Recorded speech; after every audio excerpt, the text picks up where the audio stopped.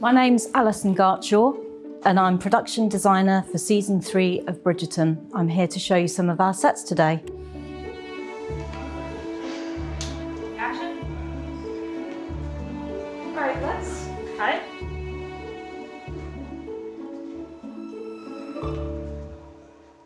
So here we are in the iconic Bridgerton drawing room and morning room. This is a space that we've used over the 3 seasons. It's a classic set for us.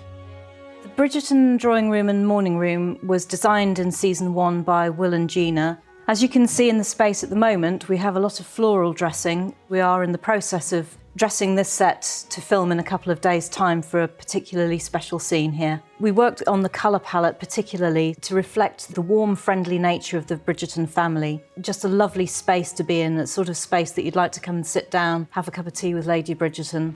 What about the Duke? The Duke has not proposed, Mamma. So when we started designing this set back in series 1, we looked at a lot of architectural referencing, lots of stately homes. We knew that we were going to be using the Ranger's house in Greenwich for the exterior location.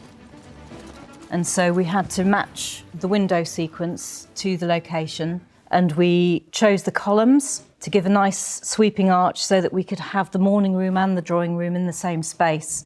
And so we had the separation of the arch to delineate the 2 spaces. So when we're thinking about designing a space for a show like Bridgerton, we have to be very mindful of the entrances and exits for the action. So we have 2 entrances here in this set so that we can get the flow of characters moving around the space.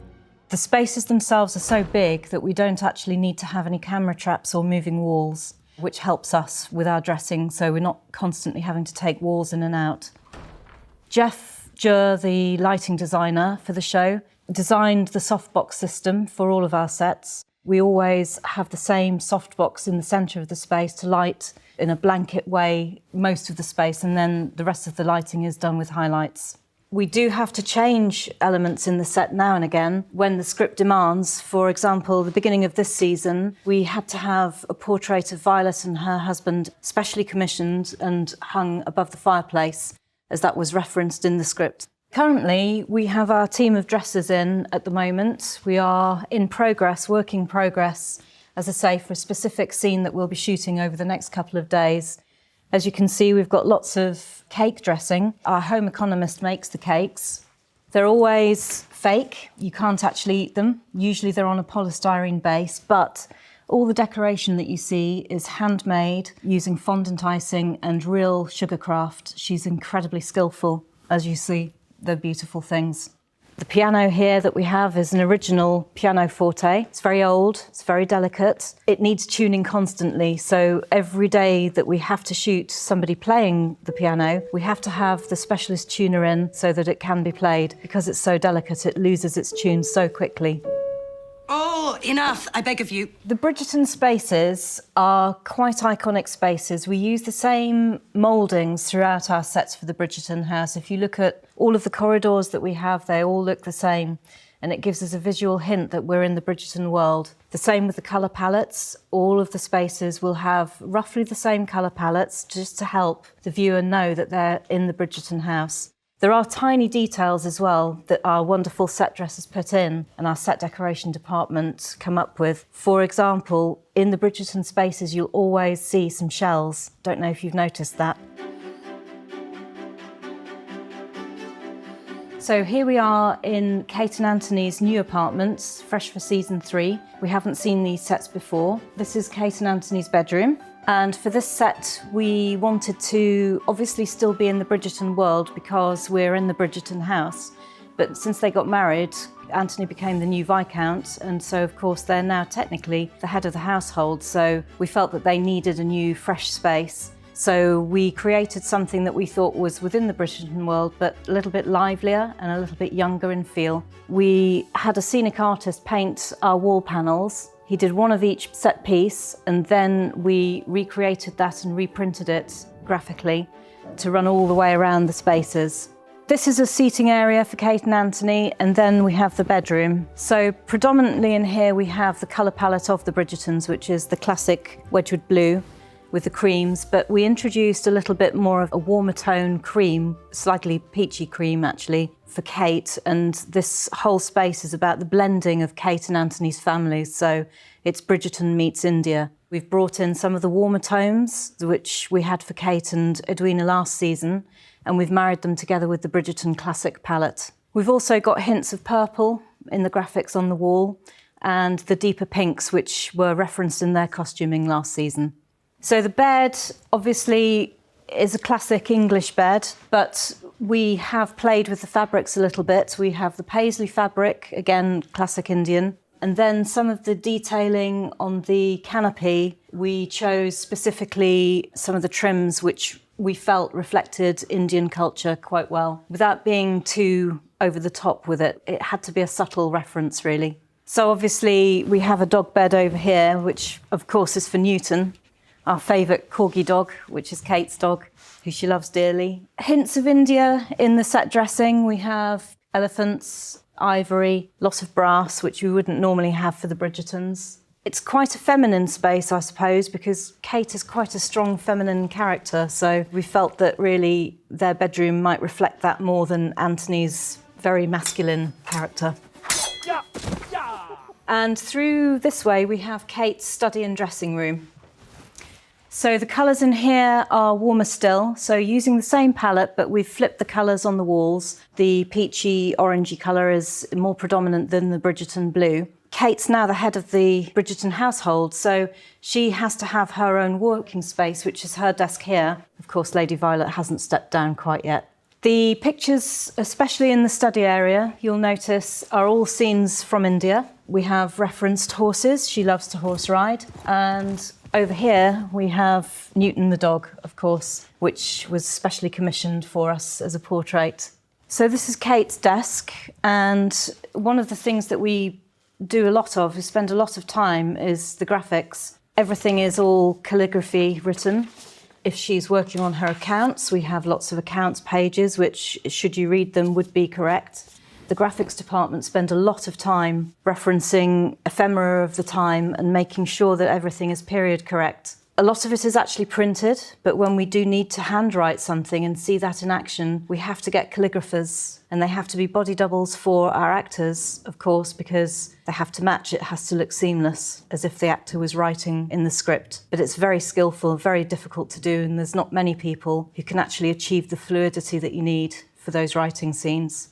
So the drapery in Bridgerton is really important for us. It's all historically accurate. The set decorator, Natalie Papageorgiadis, she spends a lot of time decorating and researching and paying particular attention to all the window and curtain treatments. They're such a large part of any room in Bridgerton that we have to make sure that the colour tones are correct for our palette. The way that the light kicks off the fabric is really important for us.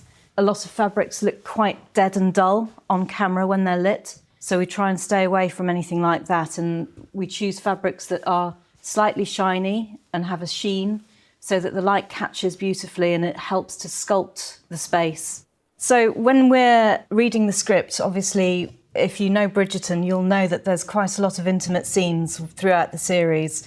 And not to give you any spoilers, but we always have to make sure that where we have those intimacy scenes, that the furniture will stand up to the job, shall we say. So we're here on the Bridgerton set in the Cowper's new set for season 3. This is the Cowper's hallway. The inspiration for the corridor here was Sir John Soames's country manor, which is Pitzhanger Manor. It's all period correct, strangely, even though it looks more modern than it actually is. We've got hand-painted marbling everywhere. There's a lot more details to see in the drawing room, so let's go take a look.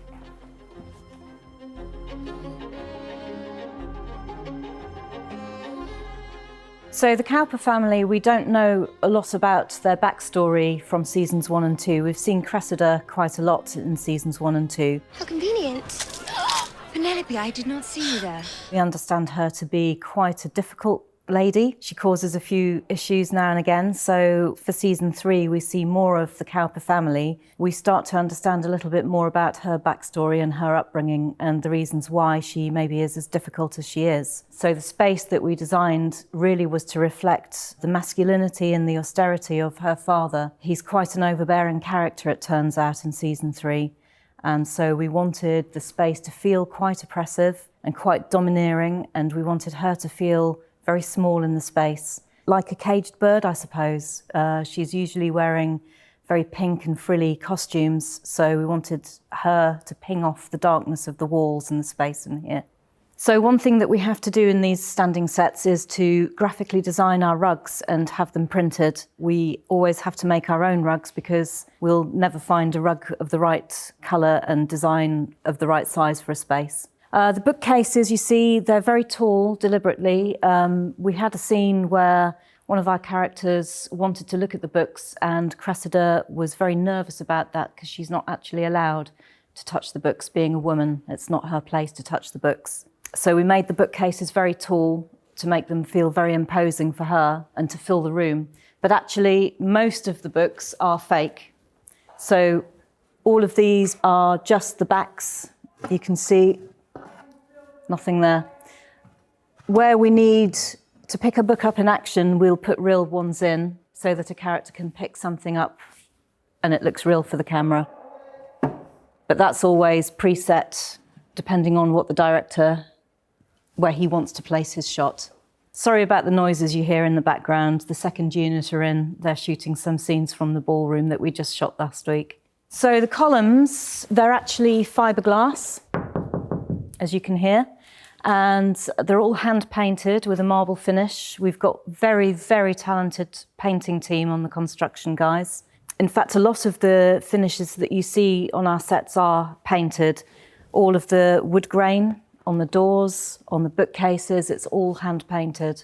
And we do that mainly because if we tried to make this with real wood veneer, it would take 100 times longer and it would cost an awful lot more. So we have to cheat. That's the name of the game. We're not making reality, we're cheating reality. But they do a remarkably good job, and I think you'll agree that you can't really tell the difference.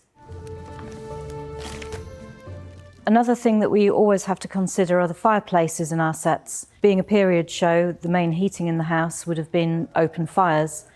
Oh, must we sit around like statues? We look at period fireplaces and we pick the details that suit the space. This is all made out of timber, and then it's painted and marbled to look like a marble and slate fireplace. Our special effects team had to devise a new system of creating a real fire in our fireplaces because we're in a big warehouse space and we're not allowed to vent noxious gases through the roof of the building. So we had to figure out a system whereby we could have real flames, and they use some kind of a bioethanol fuel. I'm not exactly sure what it is. It's a special mix, I believe, that doesn't give off any gases. So there's no need for us to have a ventilation system, which was fantastic because that would have been quite tricky with so many fireplaces in the space.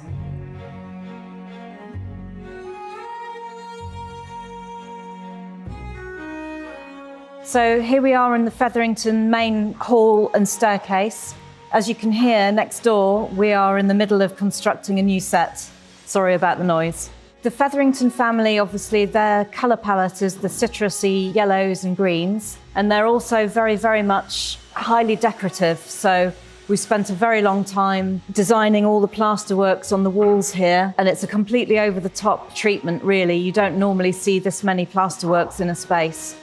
Lady Featherington is very concerned with how other people see her. She's very shallow. She's all about wanting money, wanting power and status, wanting to get her daughters married off. We reflect that in the way that we decorate their spaces. They're always highly decorated, and we call them, in our team, the Kardashians of the Georgian era. So the furniture in here is, as you can see, sort of black and gold Versace style, based on a designer of the time called Thomas Hope, and he did a lot of black and gold and Egyptian-influenced furniture, and we felt that that reflected their characters quite well. It's very intense, it's very in your face, it's very Versace. So here we have the actual staircase, which is a suspended staircase, which means that there aren't any internal supports. So it's all hung from the exterior walls, which you sometimes find in Georgian architecture.